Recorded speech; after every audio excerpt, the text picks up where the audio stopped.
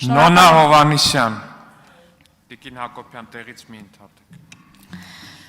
Տիկին Հովսեփյան, եվրոպական քաղաքական մշակույթում գերիշխող գաղափարը ժողովրդավարության գաղափարն է։ Եվ դրա էական հիմքերից մեկը ժողովրդի կողմից իր իշխանության իրականացումն է իր ազատ կամ արտահայտման միջոցով։ Հիմա հետընտրական շրջանում, երբ որ մենք պատրաստվում ենք տեղական ինքնակառավարման մարմինների ընտրություններին, ձեր ուժը առավել շատ քվեներ ստացած համայնքներում խոստացել է իրականացնել բարեգործություններ, խոստում է տվել։ Հիմա այս համատեքստում ինչ եք կարծում, նման գործելավոճը կարող է ազդել ընտրողների ազատ կամքի ձևավորման վրա, ինչքանով է համահունչ ժողովրդավարության սկզբունքներին եւ այս պարագայում արդյոք դուք մնացած ուժերի հետ ընտրությունների գնում եք հավասար ելակետից, թե ոչ։ Շնորհակալություն հարցի համար։ Իրոք ժողովրդավարական ինստիտուտներ ունենալը Հայաստանում երկարևոր խնդիր է եւ այսօր մենք լրջախուղ խնդիրների ենք բախվում նաեւ դրանք չունենալով։ Խոսելով հետընտրական գործընթացների մասին եւ այն բարեգործության մասին, որոնք որ պարոն Անդրանիկ Գևորգյան, ողջույններս, խոսելով բարեգործության մասին, որը որ մենք իրականացնում ենք առաջնային հերթին այն շրջաններում, որտեղ որ մենք տարածաշրջաններում հաջողություններ ենք գրանցել,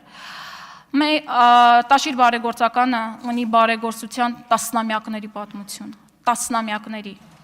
Այնքան բան է արվել, ես չի ուզենա դրա մասին խոսել, իսկապես ներողություն եմ խնդրում պարոն Կարապետյան, որ դրա մասին խոսում եմ, բայց իսկապես այնքան չի խոսվել, որ երբեմն հարց է առաջանում, ինչ է արել պարոն Սամվել Կարապետյանը,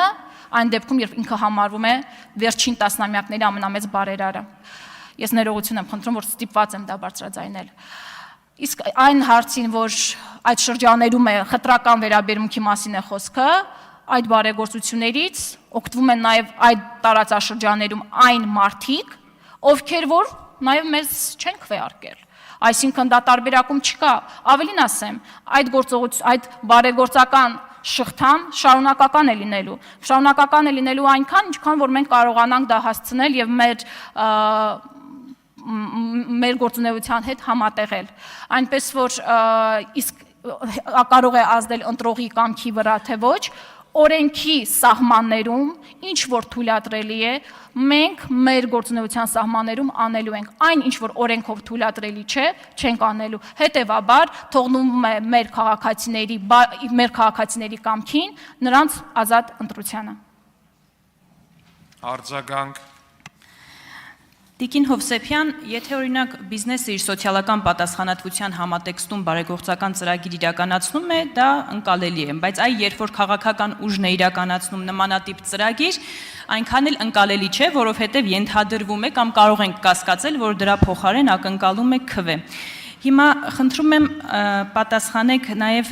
մյուս հարցերին, արդյոք սա ժողովրդավարության սկզբունքներին համահունչ է թե ոչ, եւ դուք մասնակցելու եք ընտրություններին, եթե դիմերում մասնակցեք, նաև այլ քաղաքական ուժերի հետ։ Հիմա դուք նույն հավասար ելակետից եք մասնակցելու այս պարագայում, թե ոչ։ Եթե մենք դիտարկում ենք բարեգործությունը տարբեր մեր տարածաշրջաններում որպես քվե կորզելու մեթոդ, ինչ է, եթե ոչ քվե կորզելու մեթոդ, ընտրություններից ընդամենը մի քանի շաբաթ առաջ թոշակների բարձրացումը։ Ինչ է իսկ հաշվի առնելով, որ դրանից առաջ եղել է նման առաջարկ, իսկ դուք դա չեք արել, չեք իրականացրել։ Ինչ է դա, եթե ոչ քվեներ կորզելու մեթոդաբանություն։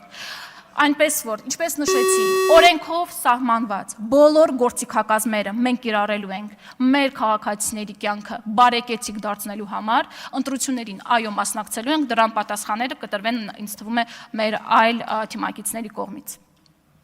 Շնորհակալություն, թոշակների բարձրացումը կոչվում է նախընտրական ծրագրի իրականացում, եթե բացեք 21 թվականի կառավարության ծրագիրը կտեսնեք։ Հա, 5 տարում մի քանի անգամ բարձրացում եղավ, չեք նկատել։ Հավանիչ տեսանյութը եւ բաժանորդագրվիչ նորությունները բաց չթողնելու համար։